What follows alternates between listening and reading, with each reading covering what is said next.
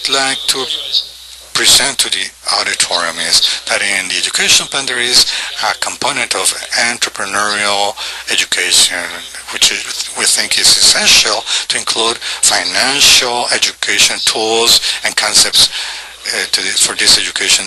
Most likely from the medium education, there are foundations.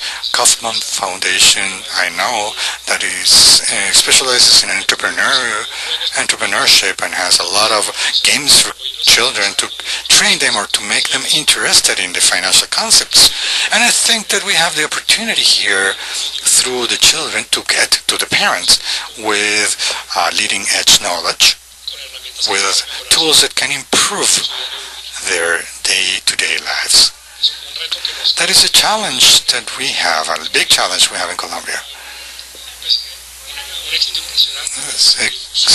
Impressive success there has been in the spreading of cellular technology. More than 90% of Colombians have access to cell phones. This is one of the more dramatic examples of how technology allows to make quantic jumps or loops. 20 years ago we have 15 lines per inhabitant. If we had continued to grow with fixed lines, we would be now with 30. But with cell technology, not only the technology innovation, but also in the marketing, the possibility of people having access to prepaid services, we have over 90% reach. And that's a mechanism to include the poorest into the modern economy. There are calculations that says that for each 10 additional points of cellular penetration, the impact on GDP is 1 point.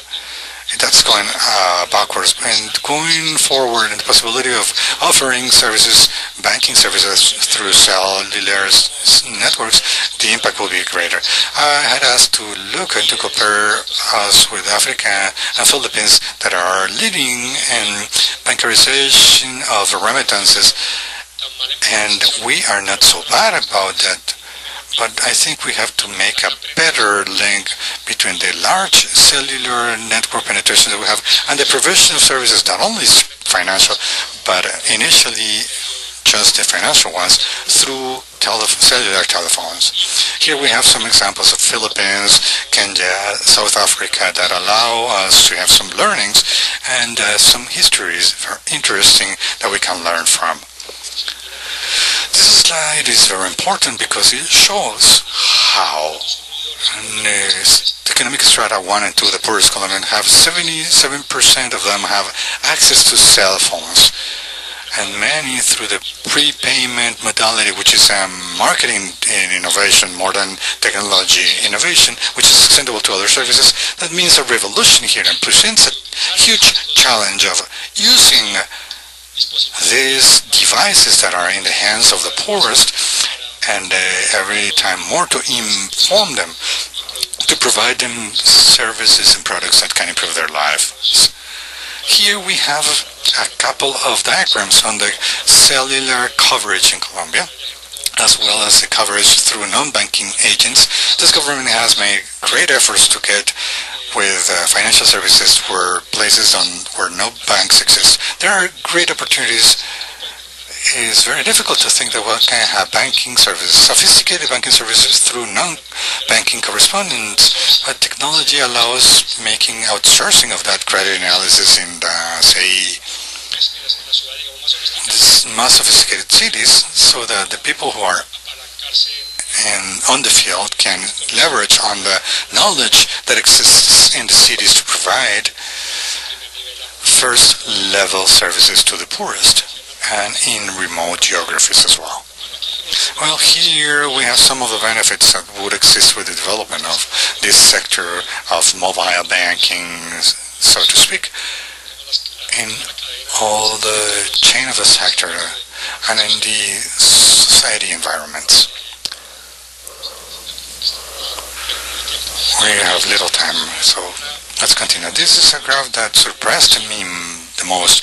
I did not know about Colombia is a large receiver of remittances, not at the level of some smaller economies, but we receive more than $5 billion from remittances. And I was surprised, despite the fact of having bankarization levels, the remittances themselves are not in the banking system. I think we have an opportunity of businesses and social impact are very enormous. Those are flows, very significant flows of hard money that can be leveraged to give to those who send remittances the possibility of buying.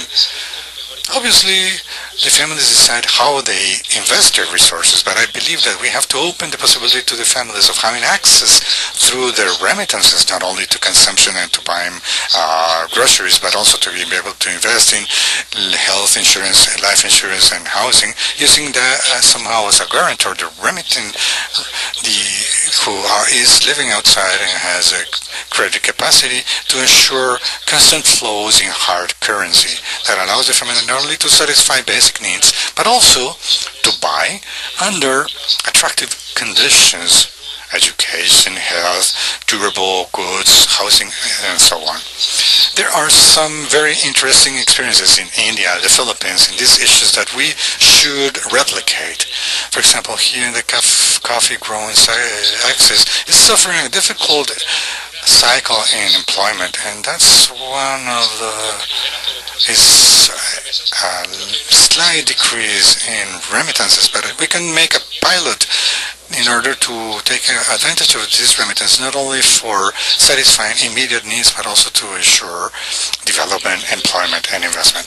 And Mexican government, for example, has a very significant program where national governments and local governments commit themselves to make contributions for public projects that are financed by remittees from outside. Claudia, can you give me 2 more minutes? Okay. Here we have some other examples of companies who have leveraged internet for their growth. We have an electronic commerce forum in a couple of months here in Cartagena. We will bring perhaps the most valuable experience worldwide, or the most massive experience in this sense, which is a Chinese company called Alibaba.com, which is a small and medium business market that allows them to buy and sell throughout the world, to have millions of companies affiliated. We think that internet breaks a lot of barriers that do not allow entrepreneurs to think about going out of their micro context, and give them the possibility of dreaming and reduce them costs and give them access to leading edge knowledge and all the possibilities. Now going to what the government can do with respect to promotion. Obviously in these countries there are barriers with respect to administrative processing, and there are elements such as exporta fácil, easy exportation that exists in Brazil and in Peru that are focused on small business that allow them to export and to think on reaching external markets in more advantageous conditions, reducing processing and costs. Here, this is an exercise we have been doing with Minister Plata of improving the business environment for all Colombian small and medium business and micro companies. And something interesting is that we have started this ranking of the World Bank. It's focused on the capital cities, and here Colombia has been having substantial increases, and we are behind Chile as the first Latin American country, but we have wanted to give an additional step and to compare internally in the main cities of the country. We have found that we can not only learn from outside but from inside. Pereira, for example, has facilities to make enterprise, to create enterprise that are very significant, and we don't have to go to Silicon Valley or to Shanghai in order to learn about regulations that promote, or improvements to the framework that promote the entrepreneurship at all levels. These issues are very important for large entrepreneurs because they have resources and capacities that allow them, and many times, to handle those additional costs of making businesses. The small ones cannot. So this effort, although sometimes is considered as looking at the international competitiveness, is very important for the small ones. And there are some thoughts that, with respect to what is measured, connectivity that we think that is just like the highway for the micro entrepreneurs is not being measured